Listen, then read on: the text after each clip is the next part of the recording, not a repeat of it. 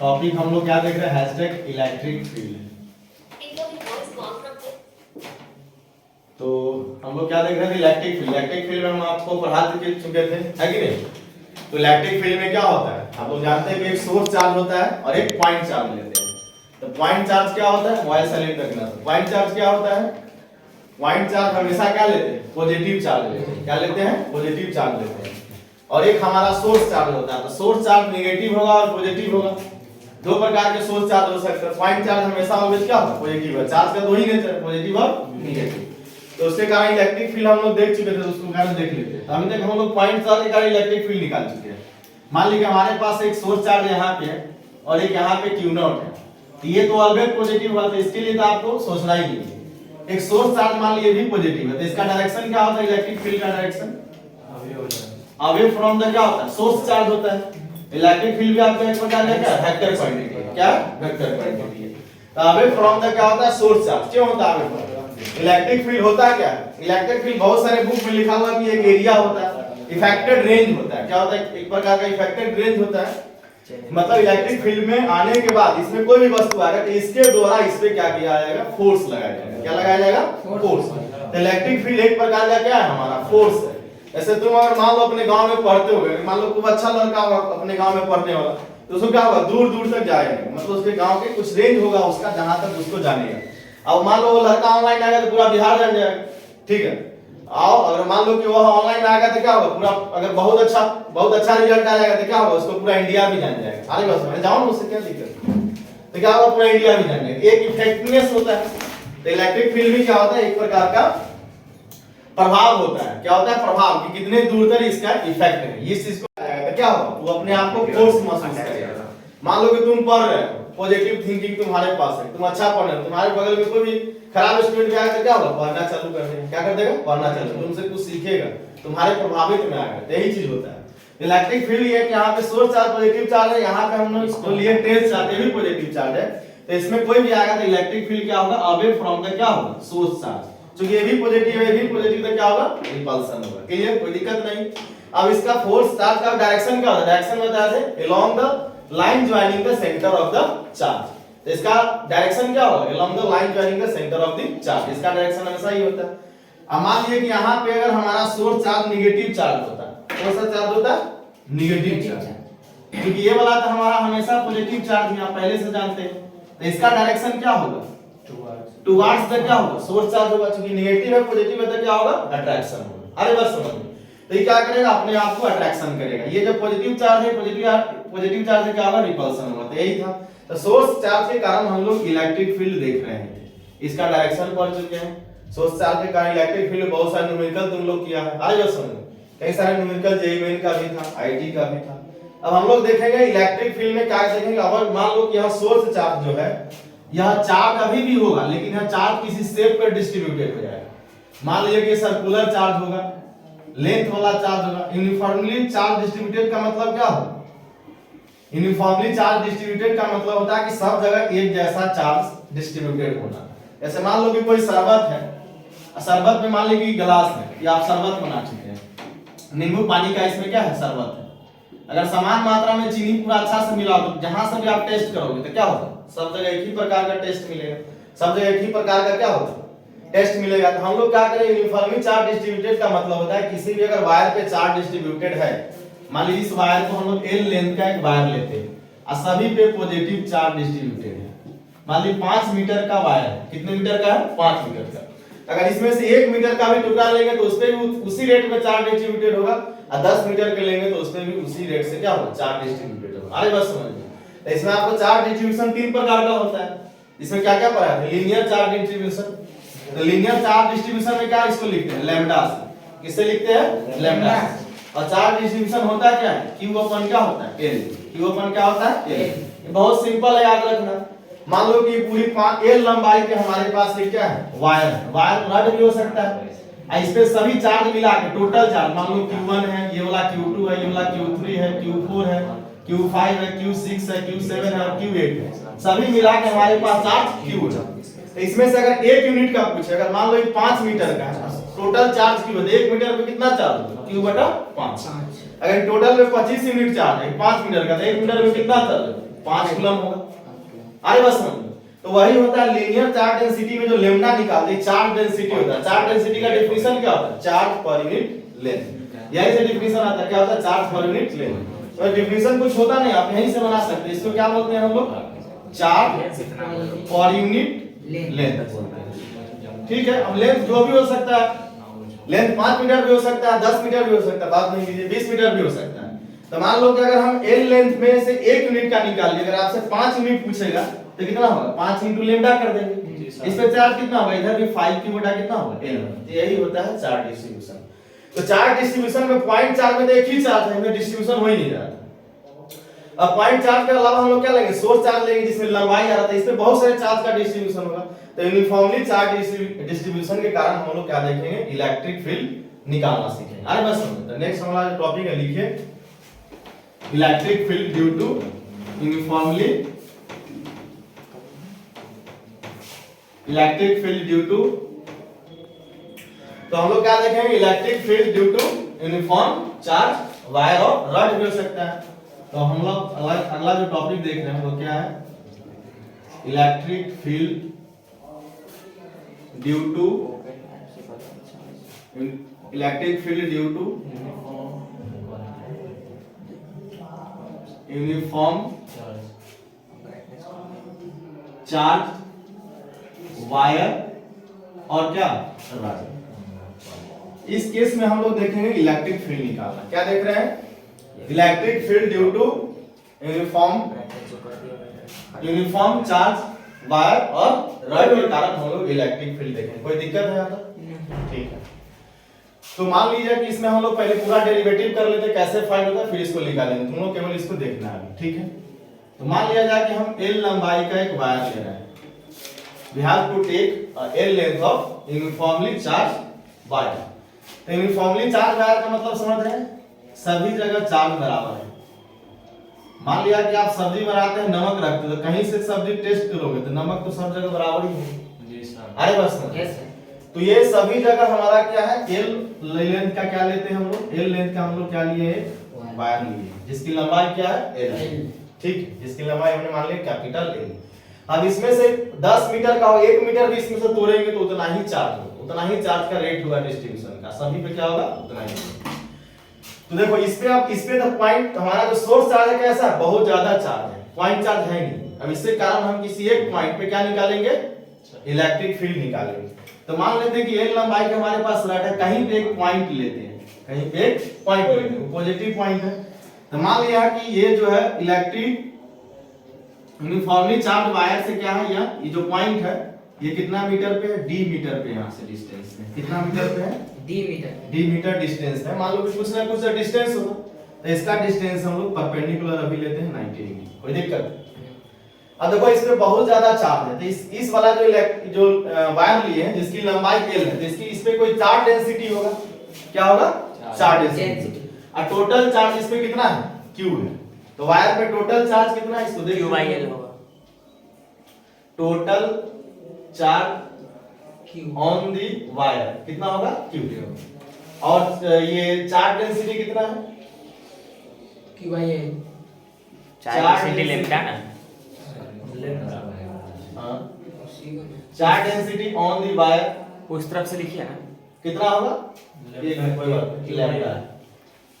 क्या है? लैम्डा है। और लेंथ ऑफ वायर आपको बता चुके हैं। लेंथ ऑफ द वायर क्या है? L, capital L। तो charge density lambda equal to कितना होगा? θ/L। Q/L मींस क्या है? चार्ज। चार्ज बाय क्या होता है? लेंथ। इसको क्या लिखते हैं हम लोग? ये आपका क्या है? चार्ज अपॉन क्या है? लेंथ। Length, total length. क्या है? Total length. यहां तक कोई दिक्कत नहीं है समझ में? देखो तो यूनिफॉर्म चार्ज के यूनिफॉर्म वायर जो है यूनिफॉर्मली चार्ज वायर, इसके कारण हमको इस पॉइंट पे इलेक्ट्रिक फील्ड फाइंड करना है। क्या फाइंड करना है? Electric field. तो मान लो कि अगर हम इस पे निकाल ले, इस पे निकाल ले, इस पे निकाल ले, इस पे निकाल ले, इस पे सारे पे निकालने के बाद यहाँ पे आएगा इलेक्ट्रिक फील्ड, एक रिजल्टेंट इलेक्ट्रिक फील्ड आएगा। अरे बस समझो। तो इस केस में अगर यहाँ सभी जगह निकालने का जो प्रोसेस होता है क्या होता है? इंट्रीगेशन होता है। क्या होता है? इंट्रीगेशन। तो सारे कंपोनेंट को फाइंड करके अगर हम यहाँ से इंटीग्रेट कर देंगे तो हमारा पूरा निकल जाएगा, एक फॉर्मूला डिराइव होगा, उसको हम लोग देखते हैं। तो मान लेते हैं कि यहाँ से इस पे तो अभी कोई एक पॉइंट चार्ज यहाँ से जिसकी दूरी यहाँ पे है, तो इस पे कोई चार्ज लेते हैं, कोई एक चार्ज लेना होगा, छोटा सा चार्ज लेते हैं, इसमें से एक छोटा सा चार्ज निकालते हैं। मान लो एक सब्जी का टुकड़ा निकालो तो उस पे क्या होगा चार्ज के मतलब, तो इसको एक छोटा सा चार्ज लेते हैं जिस पे एक छोटा सा चार्ज का नाम देते हैं डी। डी मतलब होता है स्मॉल, बता चुके हैं, तो स्मॉल चार्ज लेते हैं, इंटीग्रेटेड एक छोटा सा पार्टिकल चार्ज का, ठीक है। जो इस वाले पॉइंट से कितना दूरी पे है, यहाँ से y डिस्टेंस पे रखती है, कोई दिक्कत? इस वाले पॉइंट से कितना दूरी पे है, y डिस्टेंस, y दूरी पे है। तो पॉइंट चार्ज, अब पॉइंट चार्ज का कुछ लेंथ होगा, मान लो dy, थोड़ा सा चौड़ाई मान लेते हैं dy, क्योंकि इंटीग्रेशन लगा रहा था, इस सारे चीज को हम लोग फाइंड कर रहे हैं, ठीक है। तो ये वाले, ये सोर्स चार्ज है तुम्हारा, एक यहाँ पे पॉइंट चार्ज है, ये हमेशा पॉजिटिव होता है। तो इसके कारण इलेक्ट्रिक फील्ड क्या होगा, इसके कारण जो इलेक्ट्रिक फील्ड होगा क्या होगा बताइए आप। इस पॉइंट से जाएगा, किस डायरेक्शन में होगा, जैसा इलेक्ट्रिक फील्ड इस डायरेक्शन में होगा ना, कोई दिक्कत? इस डायरेक्शन में इलेक्ट्रिक फील्ड होगा, क्यों? क्योंकि ये जो चार्ज है इसमें भी पॉजिटिव है, यहाँ भी ई वाला तो ऑलवेज पॉजिटिव होगा। तो अवे फ्रॉम द क्या होगा, line joining the centre of source charge and point charge, clear? कोई दिक्कत नहीं, ठीक है। अब मान लो इस पॉइंट के थ्रू निकाले, इस पॉइंट को हम यहाँ से यहाँ बढ़ा दें, फिर इसको नीचे से नीचे बढ़ा दें, पूरा एल लंबाई के लेंथ पे निकाल लेंगे हम इलेक्ट्रिक फील्ड। इसको मान लो यहाँ माने, फिर यहाँ माने, फिर यहाँ माने, फिर यहाँ, तो क्या होगा, इलेक्ट्रिक फील्ड आ जाएगा, कोई बात नहीं। तो मान लो कि यहाँ पे क्या बना रहा है, थीटा एंगल बना रहा है, क्या बना रहा है, थीटा एंगल बना रहा है, कोई दिक्कत? इस वाली लाइन का थीटा एंगल, लेकिन इसकी मान लो कि चौड़ाई है, तो इसको अगर हम थोड़ा सा एक छोटा सा पतला और लाइन खींचे, इस पे आके मिल रहा हो, तो ये क्या बना रहा है, ये वाला होगा डी थीटा। तो ये छोटा चार्ज के लिए छोटा एंगल बनाते हैं, ये वाला हम यहाँ के लिए लेंथ एंगल बनाए, कोई दिक्कत? ये छोटा, तो ठीक है, कोई दिक्कत नहीं है। मान लो कि अब इसको अगर हमको पूरा एल लंबाई का निकालना हो, तो एल लेंथ तक इसको ले जाना होगा, कहां तक ले जाना होगा, एल लेंथ, और इसको भी क्या ले जाएंगे, क्योंकि हमको पूरा रॉड पे निकालना है एल लंबाई, तो इसको भी एल लेंथ तक ले जाएंगे, ठीक है। तो इसके द्वारा अब एंगल कितना बनाया जाएगा, यहां से एंगल कितना होगा, इसको clockwise direction, anti clockwise direction मान लेते हैं, एक को पॉजिटिव मानते हैं थीटा 1, और इसको क्या होगा, क्लॉकवाइज डायरेक्शन में हो गया, घड़ी के सुई की दिशा में हो जाएगा, तो क्या होगा, इसको मान लेते हैं माइनस थीटा। कोई दिक्कत है यहां तक तो बताइए। नो सर, हम लोग फार्मूला फाइंड कर चाहते हो, डायरेक्ट फार्मूला लिखते, लेकिन डेरिवेटिव देखना जरूरी है कहां से ये चीज आया है। तो देखिए डी है परपेंडिकुलर, y वेरिएबल है, क्योंकि ये कभी पॉइंट यहां हो सकता है, कभी यहां हो सकता है, कभी यहां हो सकता है, तो हमको इसको निकालना है डी, तो हम क्या मान रहे हैं, कांस्टेंट मान रहे हैं, क्लियर? तो यहाँ पे एक पॉइंट चार्ज लिए हैं q, जिसको छोटा सा पॉइंट चार्ज है कितना, d। तो इसके द्वारा जो इलेक्ट्रिक फील्ड होगा, ये छोटा इलेक्ट्रिक फील्ड होगा d, क्या होगा, छोटा इलेक्ट्रिक फील्ड क्या होगा, dy होगा। बात समझ आ गया? ये d चार्ज है, इसका चौड़ाई कितना है, dy, कोई दिक्कत नहीं है, ठीक है। चलिए इतना ही चीज को आपको समझना है, इतना ही फिगर है, इसी से हम लोग पूरा पे निकालेंगे इंटीग्रेट करके। तो मान लो कि इस पॉइंट से अगर हम नीचे का आधा निकाल ले और इस पॉइंट से ऊपर का आधा निकाल ले, टोटल को जोड़ देते क्या होगा, हमारा आ जाएगा पूरे वायर पर इलेक्ट्रिक फील्ड आ जाएगा ना, ठीक है। तो डी होगा, इस वाले में ई वाला थीटा बन रहा है, तो यहां से बनाएंगे तो ये वाला भी क्या होगा, ये वाला एंगल भी थीटा होगा, क्या होगा, थीटा होगा। तो इस पे एक नीचे की तरफ लगेगा, इधर एक कंपोनेंट होगा, पहले से पढ़ चुके हैं, अरे बस समझ में। तो इस डायरेक्शन वाला जो कंपोनेंट है, देखो पहले से जो लाइन लिए है, ये वाला जो तुम्हारा जो डिस्टेंस था, ये वाला लाइन का डिस्टेंस, ये वाला पॉइंट ये क्या है, परपेंडिकुलर है। तो इसी लाइन पे हमने लिया क्या, परपेंडिकुलर डिस्टेंस। अब परपेंडिकुलर डिस्टेंस का ये क्या होगा, इलेक्ट्रिक फील्ड आ रहा है, तो डीई क्या होगा जी, जो डीई हम लोग इलेक्ट्रिक फील्ड निकालो, कैसा निकालना है, टी मतलब क्या होता है, टी नहीं लेंगे, परपेंडिकुलर का साइन ऐसा होता है। तो डीईटी मतलब क्या होगा, परपेंडिकुलर का साइन। अरे बस तो कितना होगा, ये थीटा है और एक्स एक्सिस के साथ बना रहा है, तो कितना होगा, डीई क्या होगा, cos थीटा। डीई परपेंडिकुलर क्या होगा, cos थीटा। डीई परपेंडिकुलर है किस पे, इस वाले वायर पे, इस वाला वायर पे लाइन कितना बना रहा है, 90 डिग्री। तो इसी लाइन से नहीं बन रहा है इलेक्ट्रिक, जी सर, तो ये भी तो परपेंडिकुलर जी सर। ये वाला कैसा होगा, ये लाइन है, ये लाइन, दोनों स्ट्रेट है, ये दोनों क्या होगा, पैरेलल होगा। एक नोटेशन दे रहा है, ये दोनों क्या होगा, पैरेलल होगा। तो इस पे इलेक्ट्रिक फील्ड कितना होगा, इसको बोलेंगे D electric field. Double line का मतलब क्या होता है, पैरेलल। तो यहाँ cos थीटा बन रहा है, तो यहाँ क्या कितना बनेगा, डी, इसको परपेंडिकुलर यहाँ से हटा देते हैं, डी कितना होगा, ये वाला sin थीटा। कोई दिक्कत, यहाँ तक समझने में कोई दिक्कत नहीं। इलेक्ट्रिक फील्ड जब इस डायरेक्शन में आ रहा है, तो दोनों का कंपोनेंट का रिजल्ट को ही देगा। ये दोनों कंपोनेंट का ही रिजल्ट देगा, क्योंकि रिजल्टेंट आप पहले से पढ़ चुके हैं। ये वाला कंपोनेंट ये वाला कंपोनेंट का रिजल्टेंट क्या देगा? इलेक्ट्रिक फील्ड देगा, यही ना देगा। ठीक है, तो इलेक्ट्रिक फील्ड इस वाले पॉइंट के कारण इलेक्ट्रिक फील्ड क्या होगा? इस वाले पॉइंट के कारण, फॉर पॉइंट किसके? For point dy of electric field, इसका इलेक्ट्रिक फील्ड कितना होगा? पॉइंट dy का इलेक्ट्रिक फील्ड कितना होगा? देखो ये चार्ज कितना है, इलेक्ट्रिक फील्ड का फॉर्मूला क्या होता है? छोटा वाला चार्ज के लिए निकालना है, dE बराबर कितना होगा?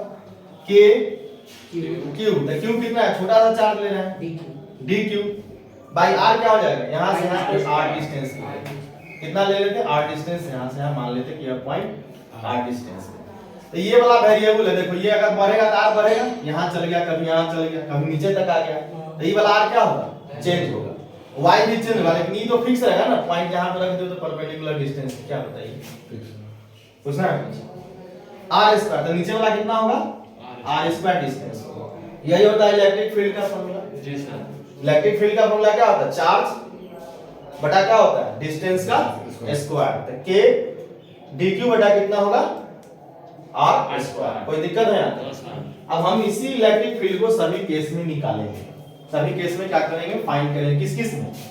परपेंडिकुलर में, क्योंकि हमको एक कंपोनेंट निकालना है एटलीस्ट, और ये वाला कंपोनेंट निकालना, और फिर क्या निकालना है? रिजल्टेंट। क्लियर? तो हम लोग किस पे देख रहे हैं? यूनिफॉर्म चार्ज वायर पे देख रहे हैं, या रॉड भी हो सकता है, कोई भी तो चार्ज वायर हो सकता है। ठीक है, तो इलेक्ट्रिक फील्ड देख रहे हैं किस में? इलेक्ट्रिक फील्ड इन एक्स कंपोनेंट। ये वाला कौन सा है? एक्स। ये वाला क्या है? Y component. इलेक्ट्रिक फील्ड देख रहे हैं हम लोग, इलेक्ट्रिक फील्ड इनटू क्या? X component. क्या होगा एक्स कंपोनेंट में इलेक्ट्रिक फील्ड? या एक्स डायरेक्शन में, या दूसरा बोल सकते हो क्या? X direction. एक्स डायरेक्शन में क्या इलेक्ट्रिक फील्ड होता है? ये DE परपेंडिकुलर है, क्या है? DE क्या है? cos theta, DE cos theta. और y वाले में क्या है? दोनों को एक साथ लेके चलते हैं। इधर हम लोग क्या देखते हैं? y डायरेक्शन में, कोई दिक्कत नहीं है। या पैरेलल वाले, क्या है? पैरेलल वाले, तो इधर क्या है? DE पैरेलल कितना है? DE sin theta, sin theta, DE sin theta. तो DE क्या होता है? DE क्या है वहां पे बताइए? K dq cos theta by r square, यही है। इसमें हम लोग निकाल रहे हैं परपेंडिकुलर, जैसे लगा तो समझ जाओ कि किसमें है? x में लाना है। ठीक, आई वाला क्या है? पैरेलल है। तो DE पैरेलल कितना होगा? DE का क्या होगा? वहां से निकला है स्मॉल इलेक्ट्रिक फील्ड कितना है? K dq बटा distance r square sin theta into sin theta. ठीक है, अब इसी को क्या करना है? हमको इंटीग्रेशन लगाना है।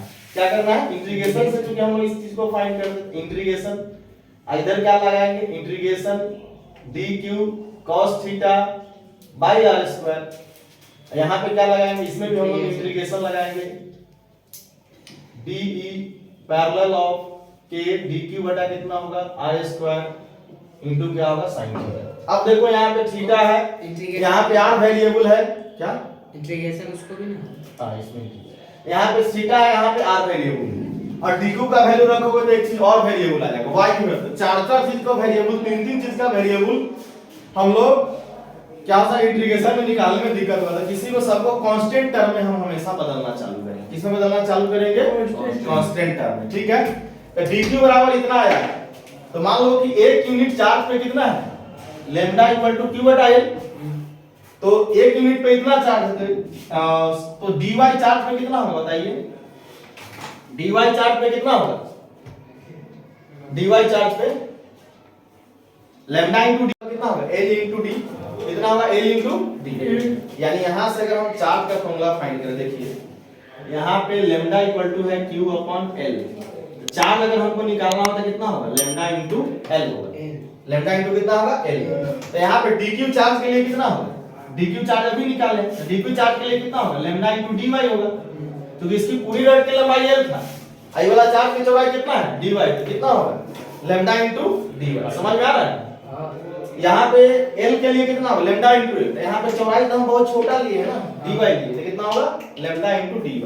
तो यहाँ पे क्या रखिएगा इसका वैल्यू, तो इसका इंटीग्रेशन करोगे तो कितना होगा, ये छोटा छोटा इलेक्ट्रिक फील्ड होके एक बड़ा इंटीग्रेशन से डिफरेंशिएशन कर जाता है, पहले ही पढ़ चुके हैं। तो कितना होगा, इलेक्ट्रिक फील्ड है परपेंडिकुलर, तो कितना होगा, इसको इंटीग्रेशन रखो के dq का वैल्यू कितना आया, लैम्डा dy, dq का वैल्यू कितना है, लैम्डा। सर डिफरेंशिएशन में थोड़ी है डी ना है इंटीग्रेशन। अरे इंटीग्रेशन है, और डी का मतलब होता है डिफरेंशिएशन, स्मॉल डी। हां अभी तो डी लेकर चल रहे डिस्टेंस उधर से। नहीं ये डिस्टेंस नहीं है, डिफरेंशियल चार्ज लिए हैं। वो जो आर लिए है ना वहां पे डी होगा ना, क्योंकि डिस्टेंस अभी तो वो डिस्टेंस अलग है, ये डिफरेंशिएशन का मतलब छोटा सा चार्ज ना, ये dq कितना होता है, सर वो छोटा सा स्मॉलेस्ट चार्ज लिए। इंटीग्रेशन से हम लोग चेक कर रहे हैं, इस पूरे यूनिफॉर्म वायर पे एक छोटा सा चार्ज लेके पहले निकाल रहे हैं, फिर छोटा सा यहाँ पे इसके चौड़ाई का निकालेंगे, पूरा n लेंथ के लिए इंटीग्रेशन कर लेंगे तो पूरा वैल्यू फाइंड चल जाएगा। यूनिफॉर्म चार्ज वायर लेंथ पे, uniform charge wire of length पे क्या इलेक्ट्रिक फील्ड पता चल जाएगा। अरे बस ये चीज हम लोग फाइंड कर रहे हैं। तो के क्या होगा, dq का वैल्यू कितना आएगा, लैम्डा dy, और इसमें क्या हो जाएगा, cos थीटा। अब r वेरिएबल है, r को चेंज करना, r का वैल्यू क्या होगा बताओ तुम लोग। ये दो लंबाई मत मानो, इसको हम चाहते तो एक ही लाइन खींच सकते थे, लेकिन छोटा सा इसलिए छोटा एंगल बनाएगा, इसको पूरा डी थीटा का कोई इसमें वैल्यू नहीं, डी थीटा का वैल्यू इसको इसमें कोई मतलब नहीं है, इसका केवल उसको इंटीग्रेशन के लिए यूज किए हैं, बाकी किसी चीज के लिए यूज नहीं किए हैं। अरे बस समझिए, तो इसको थीटा यहाँ पे ये वाला डिस्टेंस आ रहा है, ये वाला y है, तो 90 डिग्री बन रहा है, तो कितना होगा, थीटा इक्वल टू कितना होगा, ई वाला थीटा के लिए, थीटा 1 यहाँ से यहाँ तक इंटीग्रेशन के लिए, ई वाला थीटा के लिए, ई वाला थीटा के लिए वैल्यू कितना होगा बताइए, थीटा बराबर l बटे r, r बटे y, थीटा इक्वल टू कितना होगा, ये वाला थीटा का वैल्यू बताइए, यहाँ पे हम लोग फाइंड करते हैं, थीटा बराबर कितना होगा, कौन सा थीटा बराबर, cos थीटा या tan थीटा, कुछ भी निकाल सकते हैं। तो cos थीटा निकालेंगे तो कितना होगा, क्योंकि उनको cos थीटा का वैल्यू चाहिए, cos थीटा बराबर कितना होगा, sin थीटा 1 बटे sec थीटा 90 डिग्री है, तो cos थीटा बराबर क्या होता है, b बटा h।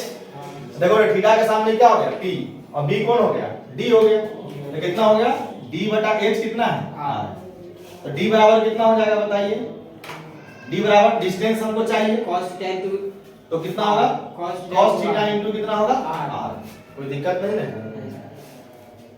कोई दिक्कत नहीं है। तो r बराबर कितना होगा, r अगर हम निकालना चाहें यहाँ से, r बराबर d बटा कितना होगा, cos थीटा, cos थीटा, और d बटा cos थीटा को कितना लिख सकते हैं, d बटा d into कितना लिख सकते हैं, sec थीटा लिख सकते हैं, sec थीटा, क्या लिख सकते हैं, Sec sec थीटा, कोई दिक्कत है यहाँ पे, d into कितना लिख सकते हैं, sec थीटा, ठीक है। तब r का वैल्यू इसमें हम लोग डाल लेते हैं, r का वैल्यू क्या कर लेते हैं, इसमें डालते हैं, ठीक है। तो e ऑफ परपेंडिकुलर में कितना होगा बताओ, k, अब देखो k लैम्डा ऐसा क्या है, एक वैल्यू होता है ना, इसे तक कांस्टेंट है, k लैम्डा क्या है, कांस्टेंट, इसको बाहर कर लेते हैं, तो किसी कांस्टेंट का तो इंटीग्रेशन में कोई यूज नहीं होता है ना, बाहर रख देते सीधा इसका, k लैम्डा बाहर आ गया, तो यहां हो जाएगा dy इधर रखते हैं, cos थीटा, डिस्टेंस कितना आया था, क्योंकि यहाँ पे r स्क्वायर का वैल्यू कितना लिख सकते हो, d, और इसको देखो sec theta, d square sec square theta, d square कितना होगा, sec स्क्वायर थीटा, इसका वैल्यू क्या होगा, इफ d पैरेलल के कारण मतलब इलेक्ट्रिक फील्ड, छोटा छोटा इलेक्ट्रिक फील्ड का इंटीग्रेशन होता है, बड़ा इलेक्ट्रिक फील्ड आ गया, कितना होगा इसमें बताओ,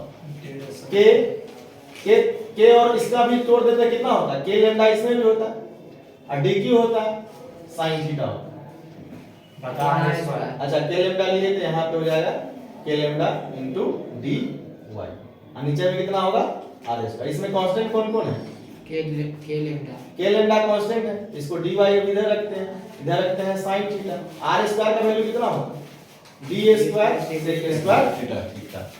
अब देखिए, अब इंटीग्रेशन में क्या है, वहां थीटा है, वहां पे भी थीटा है, तो इंटीग्रेशन क्या होता है, थीटा के टर्म में होता है इंटीग्रेशन, किसके टर्म में होता है, थीटा के टर्म, तो हमको ही चेंज करना होगा, y का वैल्यू dy का वैल्यू निकालना होगा, तो dy को इसके टर्म में लाना होगा, तो dy को हम कैसे निकालेंगे, अब बताइए tan थीटा बराबर क्या होगा,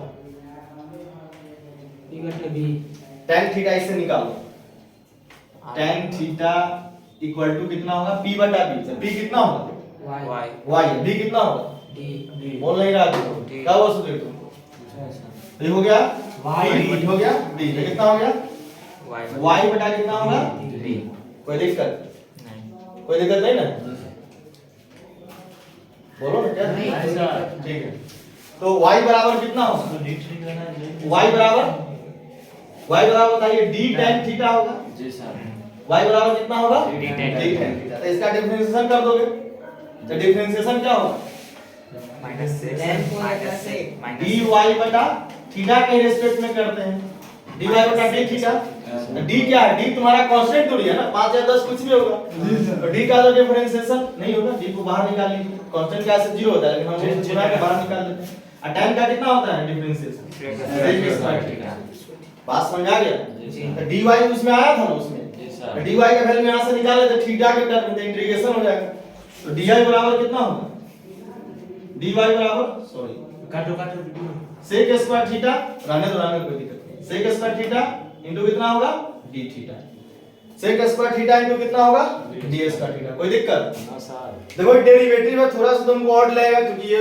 4 पेज में जाता है टीचर्स बहुत सारे बताते नहीं डेरिवेटिव डायरेक्ट फार्मूला से क्या होगा क्वेश्चन आप नहीं बना पाओगे क्योंकि आईटी का क्वेश्चन पूछेगा तो बिल्कुल फंस जाएगा क्योंकि वो बहुत सारे क्वेश्चन फार्मूला बेस ही होता है केवल वहां तुम एक एक्स वाई में पढ़ा उसको चेंज करके एल वाई जेड पीक्यू में दे देता है क्वेश्चन बनाया था पिछले बार में इलेक्ट्रिक फील्ड को क्या होगा कि हम लोग प्लेट के बीच में रख दिए उसको कितना एंगल से बाहर निकलेगा आईटी का क्वेश्चन ठीक है इस चीज को हम लोग यहां पे देखते हैं नेक्स्ट अब देखिए यहां पे वैल्यू रखो तो कितना होगा परपेंडिकुलर ये वाला समझ में आया ना सभी लोग जी इसको परपेंडिकुलर में कितना होगा वैल्यू सब बताइए E परपेंडिकुलर इक्वल टू क्या होगा k लैम्डा dy का वैल्यू कितना आया है इंटीग्रेशन ऑफ dy का वैल्यू कितना आया है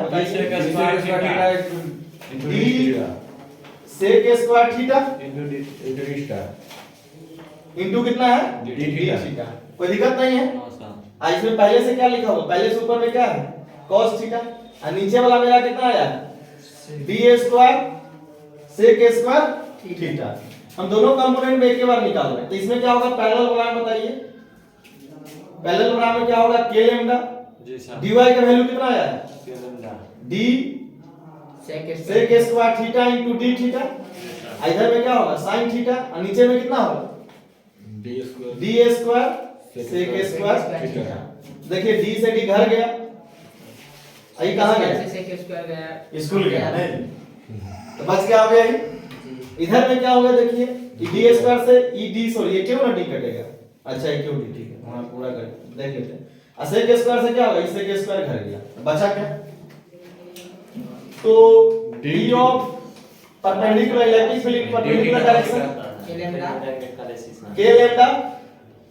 बताइए क्या बचेगा यहां पे d theta into cos theta यानी d थीटा को बाद में लिख ले d थीटा बटे d देखो cos theta into d theta आज क्या होगा इनटू d थीटा होगा अब देखो इसको रेंज भी लेंगे कहां से कहां होगा केवल इसको समझिए अपॉन d सर एक d बचा अपॉन कितना होगा नीचे में d होगा d तो एक ही होना है सर d थीटा से d थीटा बाहर में कर लिए इंटीग्रेशन करना है ठीक है यहां पे क्या बचेगा पैरेलल के लिए k लैम्डा इंटीग्रेशन और इंटीग्रेशन क्या होगा d theta sin theta d यानी सीधा sin थीटा पहले लिख लेते हैं बाद में d थीटा लिख देते हैं इंटीग्रेशन अपॉन d और नीचे में क्या होगा d d। अब देखो d भी कांस्टेंट है d भी क्या है कांस्टेंट निकाल। तो हम लोग पॉइंट के कारण निकाले यहां पे अब हमको लंबाई चाहिए पूरी l लंबाई पे क्या चाहिए इलेक्ट्रिक फील्ड चाहिए तो क्या होगा इसको थीटा जितना एंगल बढ़ाओगे जितना एंगल बढ़ेगा उतना दूर तक के पॉइंट लेगा तो यहां से यहां तक के पॉइंट लिया तो यहां से यहां तक के पॉइंट का लंबाई कितना है मतलब लंबाई के लिए कितना होगा थीटा 1 लेना होगा इसके लंबाई तक जाने के लिए कितना लेना माइनस थीटा 2 लेना होगा देखो इसको समझो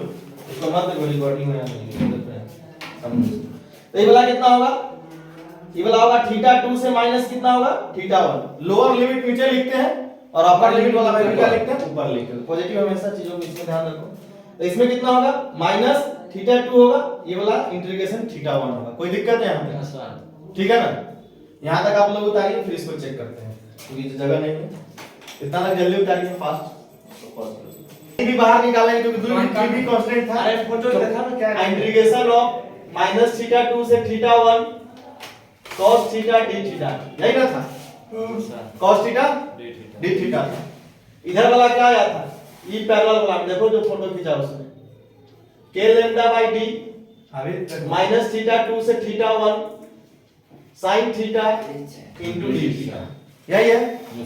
चलिए ठीक है, यही ना था नीचे वाला में। देखो तो k lambda is the constant, तो कांस्टेंट तो हम लोग बाहर कर लेंगे। cos का डिफरेंशिएशन इंटीग्रेशन क्या होता है? भूल गया क्या? साइन का k integration lambda minus cos minus cos cos theta, इसका थीटा कितना होगा? माइनस थीटा 2 से कितना होगा? थीटा 1 था। अब अपर लिमिट लोअर लिमिट इसको रहने दीजिए, काम कीजिए, इसको रहने दीजिए, काहे काले माथा भी तो कहे कुछ नहीं k lambda by d नहीं मिलेगा तो उतना समय देखो यहाँ k lambda by d। बोलने का वो खत्म। अरे वो अपर लिमिट पहले रखिए, तो अपर लिमिट रखोगे तो कितना होगा? sin theta 1 minus minus of lower limit sin theta 2। Sir गुना हो जाता है, किस में? मतलब गुना हो के घट जाता इंटीग्रेशन है। में इंटीग्रेशन अपर माइनस अपर रखने के बाद minus minus lower limit lower. Theta क्या है? थीटा 2 नेगेटिव है, थीटा 2 क्या है? नेगेटिव प्लस कर देगा फिर। तो ये बाहर निकला है तो इसको प्लस कर देगा। हाँ वो बात में आ तो रहा है। उसको माइनस लिख दिया, ये parallel- इनटू लग रहा है लिखने में। अब दिख रहा है, ठीक है, ये दिख रहा है। ये पैरेलल देखो, इसको देखो, इसको k lambda by d minus को बाहर कर ले, माइनस को बाहर कर लेते हैं। यहाँ पे क्या होगा बताओ? इसमें अपर लिमिट रखो तो cos theta 1 minus cos theta 2। तो तुम लोग जो पढ़ा है कि cos के अंदर नेगेटिव रहने पे फर्क नहीं पड़ता है, लेकिन फर्क पड़ता है क्या? फर्क नहीं पड़ता। तो ये सब जो पढ़ा है तो सबका यूज होता है। एप्लीकेशन जैसे प्रूफ होगा तो सब चीज यूज होने लगेगा। तो ये वाला क्या है बताइए? k lambda by d, इसको देखो माइनस आएगा तो बाहर आ जाएगा, तो इसका वैल्यू कितना होगा? sin थीटा 1 और sin थीटा 2। कोई दिक्कत? इसका वैल्यू क्या होगा? E parallel equal to k lambda by d minus से गुना करोगे तो ये वाला पॉजिटिव हो जाएगा, तो cos थीटा 2 पॉजिटिव होगा और माइनस cos थीटा 1 नेगेटिव। यही आ गया, तो हमको दोनों कंपोनेंट में आ गया। रिजल्टेंट क्या होगा? रिजल्टेंट अब जो थीटा का वैल्यू पता ही नहीं है, तो इस क्वेश्चन में आपको थीटा का वैल्यू देगा, तो आपको दो रिजल्ट याद रखना बहुत जरूरी है। कौन रिजल्ट है ये? ए परपेंडिकुलर इलेक्ट्रिक फील्ड क्या होगा? वायर के परपेंडिकुलर, यूनिफॉर्म वायर के परपेंडिकुलर, और ये वाला क्या होगा? इलेक्ट्रिक फील्ड यूनिफॉर्म वायर के पैरेलल। सर ये हमारा फार्मूला आ गया। हां ये फार्मूला आ गया। अभी इसका रिजल्टेंट निकलेगा, तो रिजल्टेंट क्या होगा? ET परपेंडिकुलर E पैरेलल, क्योंकि दोनों के बीच में एंगल कितना है? 90 डिग्री है। जी सर। E एंगल नहीं, ये दोनों इसके बीच में नहीं, अगर मिटा देंगे तो दोनों के बीच कितना होगा? 90 डिग्री। इसी के ऊपर रिजल्टेंट निकालना है, तो यहां से रिजल्टेंट आएगा। तो इसका रिजल्टेंट कितना होगा? लेकिन थीटा पर थीटा को दिया हुआ नहीं है, तो रिजल्टेंट फाइंड करेंगे तो कोई फायदा नहीं होगा, एक फिर से फार्मूला आ जाएगा। तो रिजल्टेंट बराबर कितना होगा? हम डायरेक्ट लिख देते हैं रिजल्टेंट। अगर इसको अगर थीटा 1 थीटा 2 देगा तो वैल्यू सब करके छोटा वैल्यू आएगा, तो रिजल्टेंट निकालना है न्यूमेरिकल में तुमको इजी होगा, नहीं होगा इजी, क्योंकि न्यूमेरिकल में थीटा का वैल्यू पता हो जाएगा ना, तो ये वैल्यू सॉल्व हो जाएगा। मान लो कि यहाँ थीटा 0 डिग्री 0 डिग्री है, तो ये टोटल 0 हो जाएगा। आ यहाँ पे मान लो 90 डिग्री तो भी 0 हो जाएगा। इसमें 90 डिग्री होगा तो sin 90 कितना होगा? ये 2 हो जाएगा। ये कितना होगा? 0 हो जाएगा। इस एक का रिजल्टेंट निकालना होगा, जी। तो बाद में रिजल्टेंट निकालना हमें इजी होगा। तो E परपेंडिकुलर का क्या होगा? स्क्वायर और प्लस क्या होगा? E पैरेलल का स्क्वायर सीधा हम करके छोड़ देते हैं, जो वैल्यू आएगा वो आप बाद में निकाल लो। बात समझ आ गया? तो रिजल्टेंट भी क्या देगा हमारा? नेट इलेक्ट्रिक फील्ड देगा, नेट इलेक्ट्रिक फील्ड देगा। इसको छोटा में लिखिए, नेट इसमें cos थीटा दीजिए ना सर, किस में? उसी में। अब इसमें sin cos लिखने को जो आएगा उसको रख लेंगे। उसमें मैंने तो वैल्यू डाल दिया इसमें ना, इसमें उसमें होता है ना। अरे लास्ट में तुम 90 डिग्री 90 है तो 0 ना हो गया? 90 तो लास्ट में 0 ना हो जाएगा, 2 तो 0 हो जाएगा। 2 ab cos थीटा 0 ये हो वाला जाएगा। याद रखो, डायरेक्ट इसका स्क्वायर। हाँ, समझ में आ गया? अब इसको न्यूमेरिकल लेंगे तो समझ में आ जाएगा। फाइनल हो गया। हाँ फाइनल।